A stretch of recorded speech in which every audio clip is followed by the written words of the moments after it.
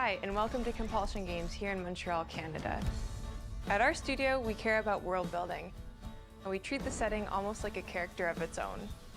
From the magical noir of contrast to the alternate history of We Happy Few, we draw inspiration from the landscape to shape mood, drama, and intrigue. For South of Midnight, our third-person action-adventure game, the story and characters bring a folkloric Deep South to life. This gave us a chance to explore Southern Gothic themes with a dark fantasy twist. So while our protagonist Hazel is at the forefront of our story, it's the macabre elements and larger-than-life creatures that will leave a mark on her journey and growth.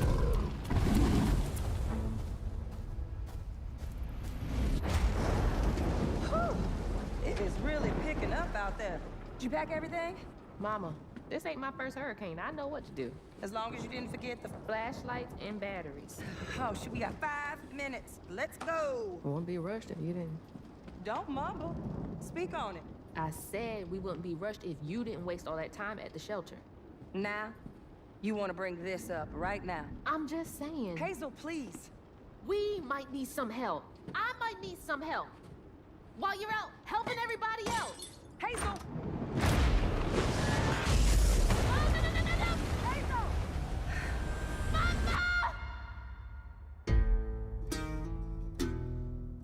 Hazel may start her journey as a typical 19-year-old, but disastrous events will push her into a darkly magical world where she'll learn who she really is and how to tap into weaving, an ancient magical power that redefines her trajectory in life.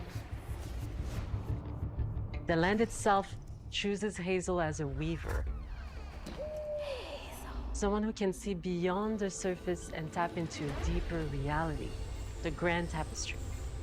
Weavers can see the fabric binding our world, connecting people, nature, and echoes of the past. Keep those hands to yourself.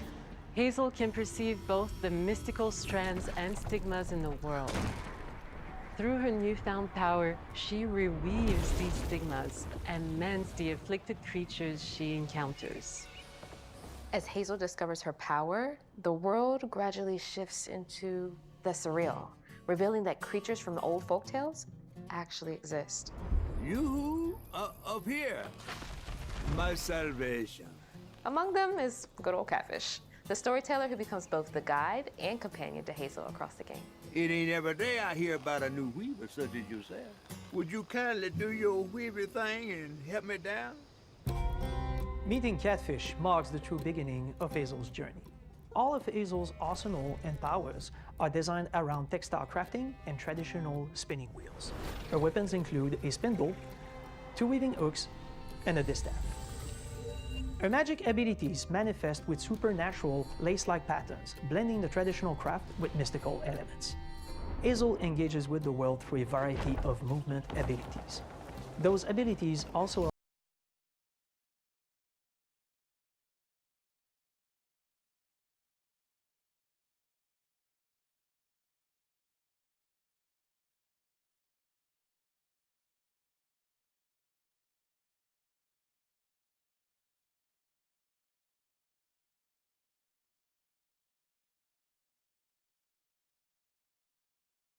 Hazel progress on a journey.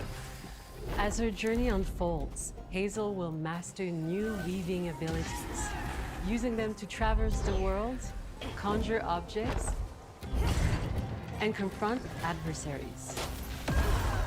Combat is about understanding and adapting to different enemy archetypes known as Aints, the manifestations of corruption Hazel encounters. These haints trap Hazel in combat until she unravels them, destroying them in the process. Each Aint has its own unique moveset, strengths, and weaknesses that you'll need to learn and adapt to. For example, the slug burrows on the ground and unleashes devastating strikes from afar, while the Ravager closes the distance with chilling speed. Hazel can counter these threats with agile melee abilities to execute powerful combos, jump attacks, and charge attacks. But close combat is risky and can backfire because Aints have powerful defensive abilities. Mastering your magical skills becomes the key to gaining the upper hand in combat. Push, pull, and weave. are some of the spells at your disposal that give you a tactical advantage during a fight. Timing is everything. Pull distant enemies close to start melee combos, push them back to interrupt and stun their attack. Then press the advantage with follow-up strikes. Spells interact uniquely with each enemy type, creating dynamic combat scenarios, especially when facing multiple types of opponents at the same time. Once near death, enemies can be unraveled, breaking their core and setting them free of their corruption, which has the added benefit of providing health boosts and reducing ability cooldowns. If you play your combos right, you can enhance Hazel's combat readiness and keep on chaining her abilities. As Hazel progresses in the game, she unlocks new moves and improved abilities, and you'll have to decide which areas to prioritize. The upgrades will change how you approach combat, like enhancing area of effect attacks, or refining push and pull skills to improve precision and make them feel more rewarding. The combat system is fast and responsive, built around chaining attacks, landing precise strikes, and unraveling enemies. You mind if I take a look around? You can see every place old Molly terrorized and more. Now for the low, low price of $1. In Hazel's search for her mother, you'll explore multiple regions, each ruled by a mythical creature with their own Southern Gothic history. You'll gradually uncover the backstories of these beings, once human or animal, who were transformed by tragedy, their secrets waiting to be discovered. As a weaver, Hazel heals these creatures by collecting fragments of haunted memories.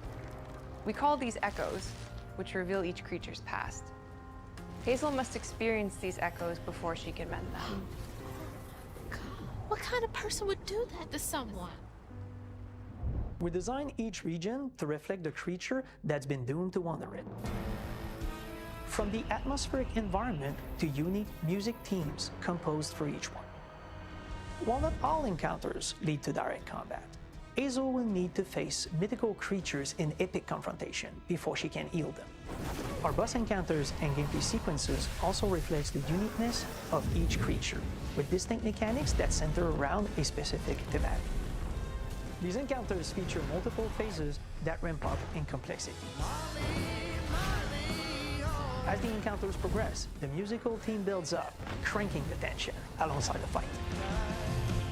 Whether it's Two-Toed Tom or hugging Molly, each of these larger-than-life creatures is inspired by Southern folklore and lead to climactic battles. We got a long journey ahead. South of Midnight unfolds as a hero's journey, and as Hazel, you'll travel through a tapestry of Southern-inspired landscapes. From abysmal swamps to flooded farmlands to the Appalachian peaks. In our magical South, decaying buildings reclaimed by nature stand moments away from a hungry Rugal. And as Hazel delves deeper, reality bends ever more toward the fantastical. The history, landscape, and folklore of the American Deep South fill our world, and our team has infused the game with thoughtful details and environmental storytelling, like our bottle trees and haint blue porches, which are said to ward off evil spirits. The Way to the Past emerges as central themes, which you can see through old abandoned buildings and businesses struggling to survive. As you explore, you'll meet locals who stayed behind even in the face of a hurricane. So I'm the last person left here. All those damn haints. This part of the river's filthy with them. Artistically, we're staying true to our moody compulsion signature style. But this time, we're using a handcrafted approach inspired by stop-motion animation, which allows our team to bring a distinct personality and tone into every prop and character. Because this folklore is open to visual interpretation, we embrace the freedom to reimagine these creatures and their stories, to adapt how they look, and to craft our own version of a fantastical Deep South.